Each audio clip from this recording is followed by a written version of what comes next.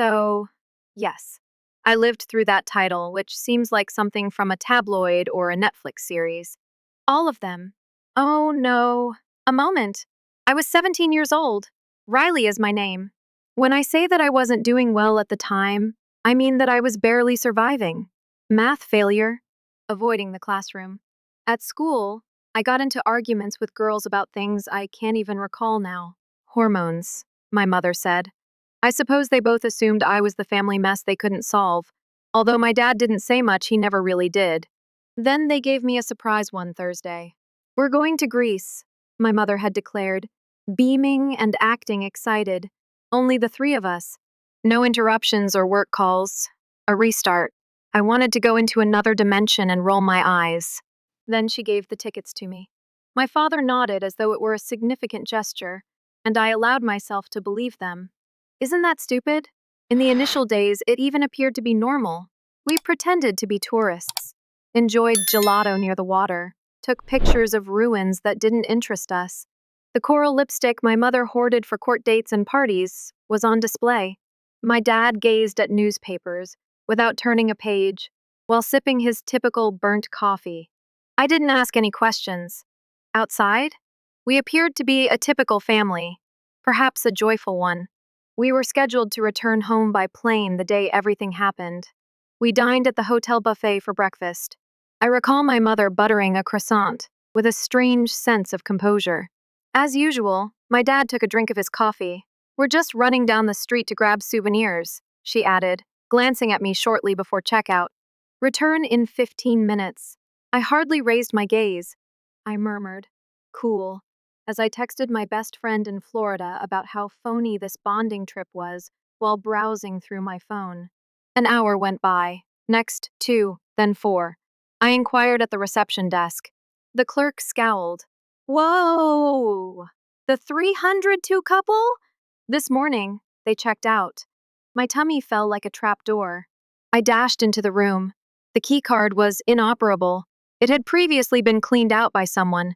Not a bag, no rucksack, a passport, lost. There was not even a toothbrush left. I felt as though I had never been there before. As if I had never been. I dialed their numbers, directly to voicemail. Again and again. Text messages were not received. The panic struck then. It was more of a creeping, suffocating understanding than a spectacular movie scream. Outside the motel, I paced, wept, dialed once more. I was asked whether I was okay by a stranger. I wasn't. However, I gave a nod. I dragged myself to the American consulate the following morning. Swollen eyes, a burning brain, a woman with a straight hairstyle, and a navy blazer wrote something into her computer. She turned to me after what seemed like hours. I really apologize. Your flight back has been canceled. Their health insurance no longer has you on it, or as their point of contact in case of emergency. I felt as though ice had been poured down my back. They remembered me. I was erased. I struggled not to crumble that night, while snuggled up behind a half-dead tree outside a bakery. I kept hoping they would return. It might have been a joke, a penalty, a deranged parenting ploy. However, I discovered a piece of paper folded in half as I reached inside my jacket pocket. The handwriting of my mother. You are now 17 years old enough to endure. No apology, no love you. Only that single line, similar to a chest boot. My throat went raw as I sobbed. I just sat there looking at my phone after that. When we took our final picture, I was standing between them, feigning a smile in front of a marble column. We appeared to be a family. However, we weren't. We hadn't visited in a long time. The things I had disregarded prior to the trip came to me like a delayed punch. My dad holding the last notice envelope. My mother believed I couldn't hear the hushed arguments. She had yelled, "We can't take her with us," one evening. Everything will be ruined by her. She is no longer a child. I suppose that was always the goal. I didn't get any sleep. Not on the first evening, or the second. I stayed close to the town's outskirts, nestled behind that bakery. A garbage can provided just enough heat to prevent my bones from becoming chilled. I took refuge in my jacket. My defense. My evidence that I was still alive. I was starving on the third day. Hunger like that which makes you tremble. I didn't think when I saw a freshly baked roll of bread cooling outside the bakery door. I simply grabbed it. A huge error. Someone took hold of my wrist. I went cold. Police were what I anticipated. Deportation. A global scandal of some sort. Rather, this older woman with steel-colored hair and an apron coated with flour just looked at me. She remarked, "You work if you're hungry." Lucia was her name. 68. Operated the bakery by themselves. Her eyes seemed to have witnessed every possible error a human could make, yet she remained unflinching. I was doing the dishwashing in the rear that evening. In the storage area, she indicated a cot. No inquiries, no lectures, just a nod and a folded blanket. It wasn't warm, it wasn't home. However, it was secure. And being safe was crucial at that very moment. Lucia didn't inquire about my relatives. She didn't have to. I believe she was aware. I did floor sweeping, carried sacks of flour that almost crushed me, watched as she quietly and precisely shaped loaves. She would occasionally utter things late at night. Sentences are weighty and brief, like the parts of a puzzle from a life I didn't know. She once said, "My daughter had hands like yours," after taking a quick look at my hands. It always had a yeasty smell. She is constantly too inquisitive for her own good. I didn't inquire about her daughter's whereabouts. She didn't say anything. She did, however, save the flawed loaves after that night, wrapped brown paper around them. I left them beside my bed. Love was the feeling. The kind that you don't say out loud. An old, broken laptop was discovered in a dumpster one day. I washed it up, parts that were borrowed from a repair shop. I managed to get it to function sufficiently to steal the Wi-Fi from the nearby cafe. I enrolled in a JED online course. The scent of honey and sesame surrounded me as I studied. That dumb note remained in my jacket pocket. The one who stated, "You're 17, old enough to endure." I would occasionally unfold it merely to remind myself that Riley, you are still here. You're still alive. However, I had forgotten who I was. Not that I was a daughter, not a pupil. Really, not even a citizen. A girl in a bakery, nothing more. Invisible. And that girl was still alive somehow. I was the girl who founded the bakery. That was the start of something far greater than survival. Even if I was unaware of it at the time, I was never treated like a project by Lucia. She didn't inquire about my future plans or my career goals. She simply anticipated my arrival. Clean the pans, haul flour, keep an eye on the oven, and she would simply grunt and repeat. Again, whenever I made a mistake, which I did a lot in the beginning, once more, that word became my beat. I was in need of structure without sympathy, even if I wasn't aware of it at the time. Expectations that aren't imposed. No asking, "How are you feeling?" questions. Simply put, work, bread, go to sleep. Doing the same thing every day when your world has been torn apart from you has a very hallowed quality. Combining dough, kneading till you feel pain in your arms. To determine when a loaf is finished, listen for the proper hollow knock on the bottom. It brings you a sense of calm that is seldom discussed in therapeutic ads. I discovered this cracked old paperback beneath a stack of outdated baking powder one afternoon, while rearranging the back shelves. It was a phrase book in Greek and English. Half the pages were missing. It was dog-eared, and it smelled like dust and yeast. I began to carry it about, muttering to myself as I wiped counters or swept. N epsilon omicron, bread, sigma pi iota tau iota, at home. I began to feel less like a ghost, but I still couldn't buy shoes that didn't squeak when I walked. The laptop then appeared. Perhaps older than me, it was half dead, yet it started up. That was sufficient. With fingers that still smelled like burnt sugar and rosemary, I remained up late, studying from my JED in the storage room, sitting on an upside-down milk crate next to the humming fridge. When learning algebra, the goal was to escape rather than only pass a class. I kept the results of every quiz I passed to myself in a whisper, like a secret I wasn't yet ready to reveal.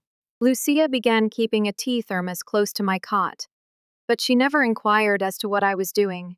Nothing to say, just little things, quiet things. She saw me looking out the window for too long one evening, as the dough was rising.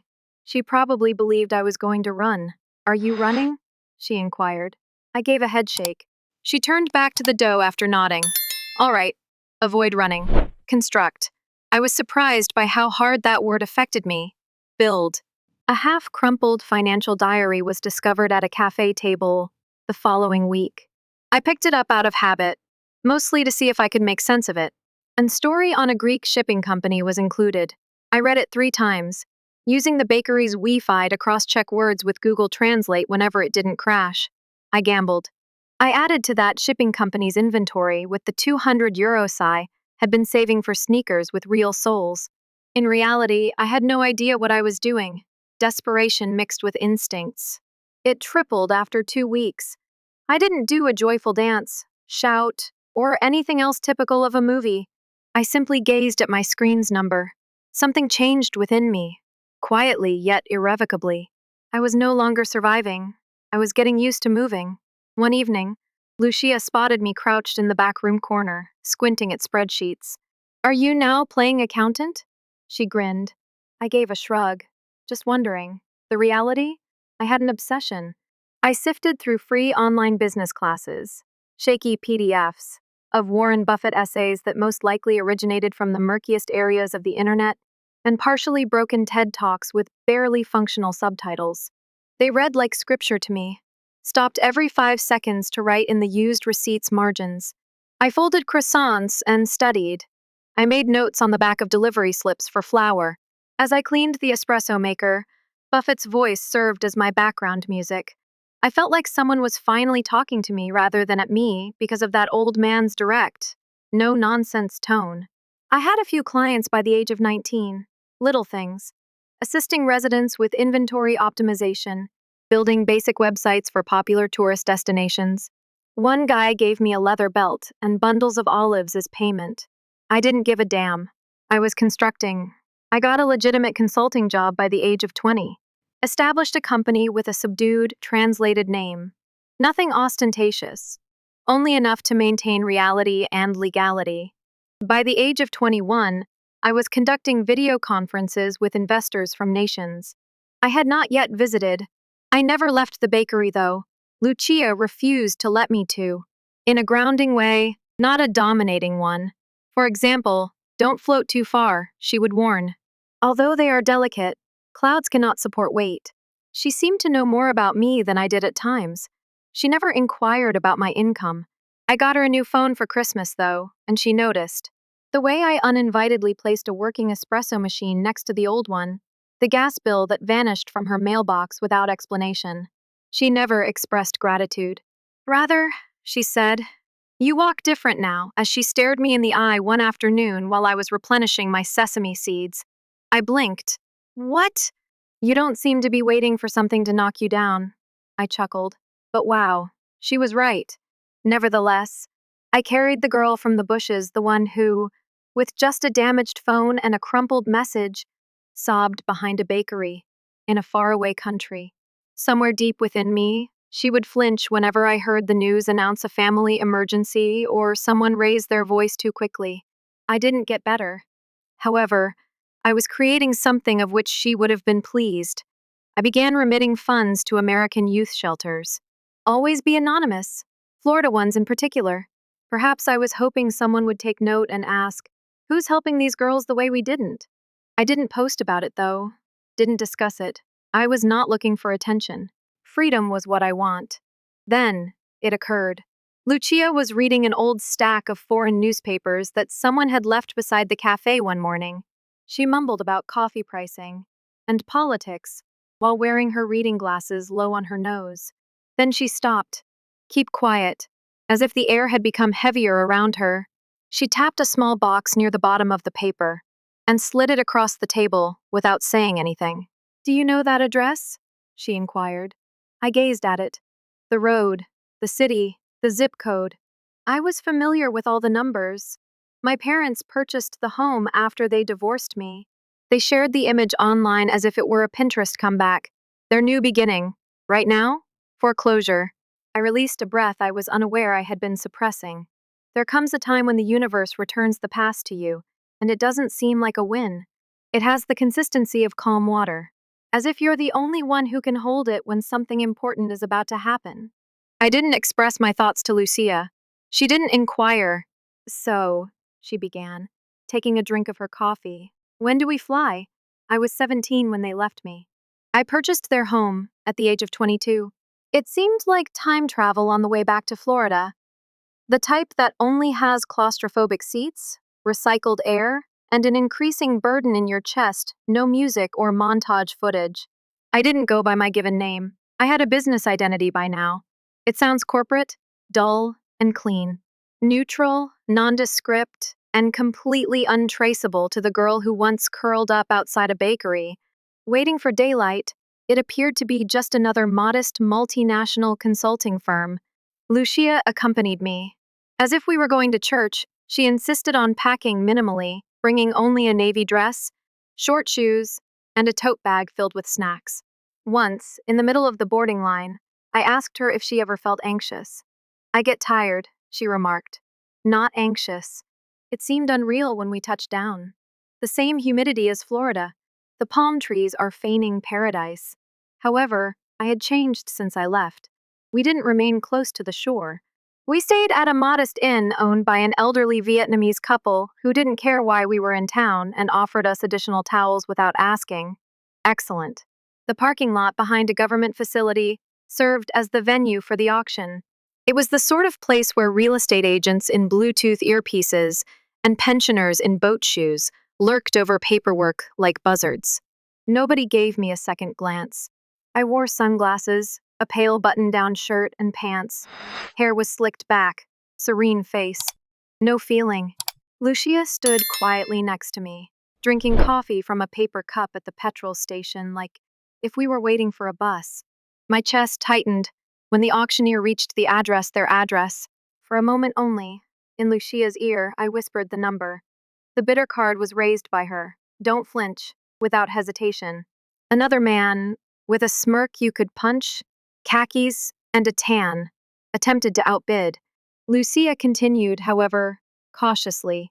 The auctioneer slammed the gavel and said, sold to bidder 173 after the last bid was placed.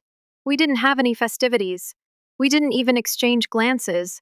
I felt it sink in as we simply stood there while he went on to the next listing. Their home was mine, their kitchen, their sleeping quarters. My mom set up a porch swing for Instagram. She shared those reset life, reset mindset selfies from the bathroom mirror. I now owned every single bit of that untruth. Even yet, I didn't feel upset. That was not as frigid as what I felt. Command.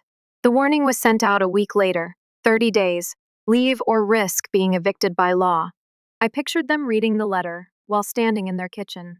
I could picture my mother's eyes slowly blooming with worry when she realized she had been outplayed at her own game. They requested a meeting. They did, of course. Presuming Lucia was the buyer, their lawyer contacted them, requested a discussion, wanted to have a conversation. Private, he declared. The nerve said, respectful. I concurred. On the outskirts of town, we met at a modest real estate business. Secure, neutral. Fake plants, beige walls, and a receptionist who seemed to prefer being somewhere else. I arrived 15 minutes ahead of schedule. Simple attire, hair held back, no makeup, and a navy suit. Not hiding. Simply put, unreadable. They arrived 2 minutes after the hour. My mother was the first to enter. Cardigan in beige, enormous sunglasses. I'm trying very hard to appear weak. My father trailed behind, clutching a leather folder as if it were armor. At first, they didn't recognize me. They took a seat on the other side of me, grinned courteously, waited. I then removed my sunglasses. Mom froze.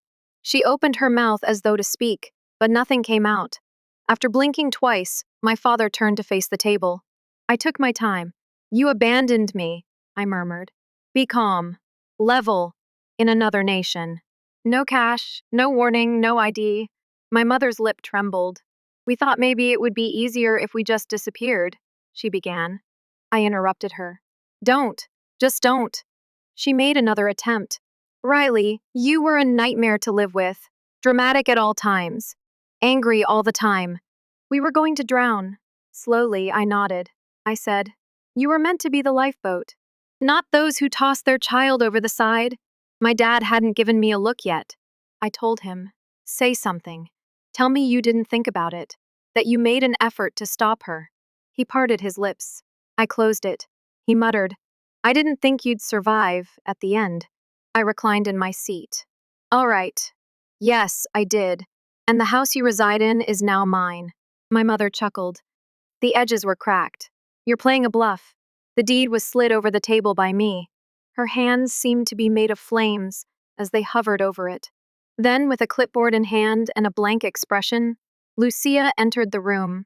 She stated bluntly, We'll need the keys within 30 days.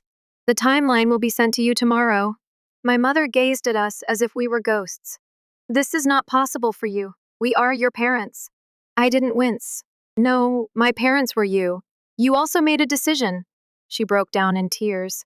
Not actually crying, not initially, just the usual act, the act of the frail mother. When she desired a discount at eateries, she utilized that one. Lucia remained still. Before her, she set an envelope. These are the legal directives for you. Review, please. My father had yet to utter another word. His gaze shifted to a distant location, as if he was already visualizing a different home and a different conclusion. I got up. My mother grabbed me and asked, Why now? She inquired. After all these years, why? At the entryway, I stopped. I answered, Because I didn't need you to return. I needed you to understand that I did. After that, I left. They attempted to twist it online later, posted ambiguous statements on treachery, called me spiteful, claimed that I had stolen their home when I appeared out of nowhere. I didn't answer. Have you seen the posts? Lucia questioned. Yes, I had. Let them speak. I'm too busy building something real, I informed her. I was one of the abandoned females who found refuge at the house they left me for. Their furnishings was not retained by me. I entered with gloves on, and a silent sort of rage on the day we received the keys. With a clipboard and a serious expression, Lucia trailed me. It smelled of denial and cleanser with a hint of lemon. The beige walls remained. Above the doorway, the sign that read, Live, Laugh, Love, was still in place. Picture frames with happy beach images of folks who vowed they had no daughter were on the mantel. I remained silent as I stood in the center of the living room. After taking a quick glance around, Lucia declared, We tear it down, not the home, the falsehoods, the setting. Silence created the appearance of serenity. So we got going.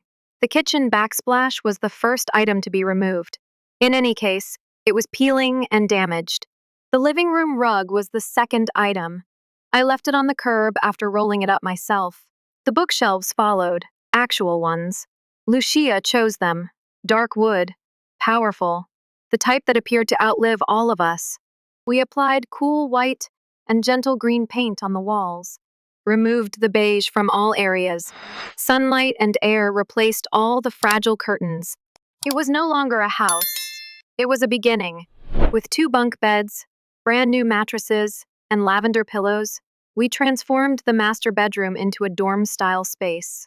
Every girl who entered was given a lockbox to store her belongings, with her name affixed on the front in tidy black lettering. I was alone in that room that first night. I ran my fingers over one of the bed's wood grains. I reflected on the times I had attempted to sleep in the alley beside Lucia's bakery or behind dumpsters. The chill, the terror, the quiet. I then turned to face the room we had created, and I allowed myself to be pleased. It was dubbed the second door. The name was Lucia's idea. Some people never make it through the first one, she remarked. Thus, we create another one. It was easy, sincere. Crowds were not taken in by us. 1 girl at a time, please. Occasionally, 2. Never a word. Always tiny. Safe at all times. Naya was the name of the first. 17. Fled a home where no one paid attention. She didn't say much at first, but for the first time in weeks, she slept through the night. Elena then arrived. 14. Discovered sobbing while carrying a plastic bag of clothing and lacking a plan near a gas station. We gave her fresh socks. The sight of the bunk bed made her cry even more. Every Wednesday, Lucia gave baking classes. Like me, her students were females who were too young to sign their own lease and too old to be someone's responsibility. She demonstrated kneading dough for them, how to tell when it was prepared, how to fail and not give up. We didn't discuss trauma, not unless they mentioned it. All we did was work, fed one another. When someone needed it, I sat quietly, and inadvertently, that turned into healing. Group treatment wasn't offered. On the radio, however, was music. The hall was filled with laughter, sheets that are clean, boundaries that remained in place. Don't judge. I was once asked by Jamie, one of the females, if I had always wanted to do something like this. I chuckled.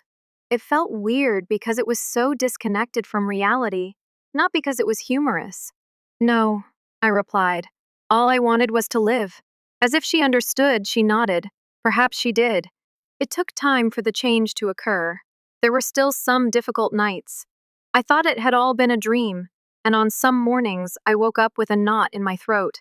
That I would still be 17 years old, wondering whether my parents would ever return, standing in a hotel lobby in Greece. However, I would hear laughter coming from downstairs, or inhale the aroma of butter and cinnamon from the cooking, or pass a room where two girls were singing off-key while doing their nails. And I would recall, this is true, I own this. There was no large sign outside. What happened behind the door didn't need to be known. That was the idea. Safety did not require praise. We had guidelines, ones that are obvious. Be mindful of the space. Show each other respect. No drugs. No violence. And don't act fake. Anyone could leave if they had to, not guilty. However, they were involved if they stayed. No middle ground. That was Lucia's responsibility. She didn't manage the establishment like a nonprofit. It was run by her like a kitchen. Everybody had a job to do. Each person cleaned up his own mess. You have to show up to earn your peace. I didn't promote our activities, not oppress. No interviews. Just growth that is quiet. I continued to develop in the background. The company grew. I helped local sellers set up digital payments, took on new consulting clients, and conducted a few Zoom courses in Athens. I even began working on a simple, low-tech, language-accessible program that would assist in managing shelters like ours. The cash was not ostentatious. It wasn't meant to be. It was sturdy, tidy, mine. I occasionally received emails from people I hadn't spoken to in a long time. A high school classmate, a relative, even an elderly educator who believed I had vanished from the earth. I didn't respond. They were unaware of this side of myself, the person who stored receipts, who spent late creating spreadsheets, who could detect deception in speech more quickly than a polygraph. The ghost was familiar to them. I laid her to rest. However, I never forgot her. I still removed the jacket on some evenings. The day they left me, I wore that one. It is currently outdated. It smells of reminiscence, rain, and yeast. The pocket still has the note. It's hardly holding together after being folded and refolded so many times. You are now 17 years old enough to endure. It has a different meaning each time I read it. It annoys me some days. On other days, I reply in a whisper, yes. Yes, I did. And now, I am instructing other girls to follow suit. I don't owe anyone anything. However, I can. Because when I had no name left, someone Lucia gave me a cot and a chance. Perhaps that's what true family is all about. Not your origins. But when everyone else urges you to go, who keeps the light on?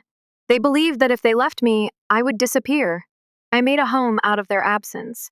Then one day they returned, not with regrets, not with comprehension. Simply necessary. A letter was the first step. Just an envelope left on the porch. Nothing official or legal. Not a stamp. No address for return. The handwriting was simply my name, which I hadn't seen since I was 17. My mom's. I took a while to open it. I just stood there with my thumb on the seal for a while, feeling a wave of ancient instincts wash over me. Without saying anything, Lucia passed by and gave me a cup of tea. I finally opened it while sitting on the steps. A single page, neat cursive, not a paragraph at all. The house was mentioned to us regarding your actions. I don't ask for pardon. However, your dad is ill. We also lost everything. Please, if you have anything left, we need your assistance. No. I apologize. No, we were in error, simply necessary. After folding the letter, I slipped it beneath the tile that was shattered and still needed to be repaired. It's preferable to ignore some things. I didn't respond. However, I also didn't forget it. Weeks went by. We continued. Some girls stayed for days, while others stayed for months. They prepared food. I laughed, recovered. Notes were left on the refrigerator. Some returned merely to pay a visit, as if the mansion had become a part of their heritage. Herbs were planted in the backyard. Place wind chimes outside.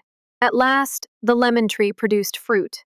Then they appeared, because the cosmos enjoys a good story twist. My folks, in person, we were taking freshly baked bread out of the oven for lunch in the middle of a Sunday afternoon. They were standing at the gate as I peered out the kitchen window. My dad is slower and slimmer. Despite the cloudy weather, my mom continued to hide behind large sunglasses. Lucia also noticed them. She remained silent, simply gave me the apron I had removed in a discreet manner. "Do you want me to handle them?" she inquired. I gave a headshake. "No, I have to get it done." I went outside. They appeared older, smaller, as if the consequences of their decisions had finally come up to them. "Riley," murmured my mother. Her voice broke. "You appear different, because I am unique." They were silent as they stood there, uncomfortable. They were hopping around as if they were anticipating a punishment. My father remarked, "We didn't come to fight. We simply have nowhere else to go." Most likely, that was accurate. It turns out that the people they severed their relationship with also severed theirs. Their companions? Lost. Give credit? Ruined. They had attempted to construct a new life on top of the one they had left behind. However, if roots are torn out unclean, they won't take. My mother presumably opened her mouth to begin a new show. I halted her. "You won't be entering." She stopped. "But we're your—" "No," I replied. "You were my parents. Then you turned me into an outsider." She took a deep breath. "It was difficult. We were going to drown. You were constantly upset." "Yes," I replied coolly, "since I was a child. And the adults were you. You had the chance to assist me. However, you fled." My father glanced at his shoes. He probably ran out of things to say. To be honest, I didn't require him to. They wanted to know where I could stay. Only for a short time. My mother hurriedly added, "Once we settle in, I can pay the rent." I turned to face the home. From the living room came the sound of laughter. Once more, Naya was listening to soulful music on her phone. Something old and scratchy. I then gave them a look. Two individuals who had discarded me. Not with malice. However, out of terror. Due of selfishness. They were desperate to recreate the plot without the disorganized segments. "No," I replied. They lowered their faces. I also said, "You made your bed. It's full." Lucia came out after me. She remained silent, simply stood there like a wall of fire and elegance. My mother broke down in tears. Perhaps real tears this time. Better acting, perhaps. "Please, Riley." I inhaled deeply. "You can no longer call me that." Then I pivoted, went back inside. I shut the door after myself. I didn't slam it. I refrained from crying.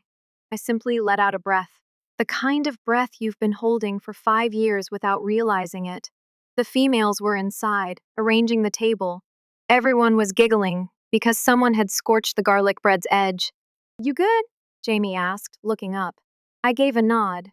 "Yes," I said. "Yes, I am." With mugs of chamomile tea and no haste to leave, Lucia and I relaxed on the back porch later that evening. The scent of sugar and thyme filled the air. Off in the distance, a dog barked. "You feel done now?" she questioned, glancing at me. I considered it.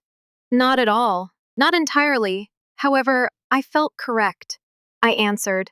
"I think I finally stopped waiting for them to return. And perhaps that's sufficient." She gave a nod. "It is." Silently, the porch light buzzed. There was music again. Quiet music, coming from somewhere upstairs. Actual. I turned to face the yard. The small garden we created. We preserved the house. The girls who gave us their first second opportunity trusted us. And I was aware, this was not retaliation. It was a return. This was taking back something they believed I would never be able to live without. A moniker. A voice. a house, and they didn't have to witness it. However, it was satisfying that they did.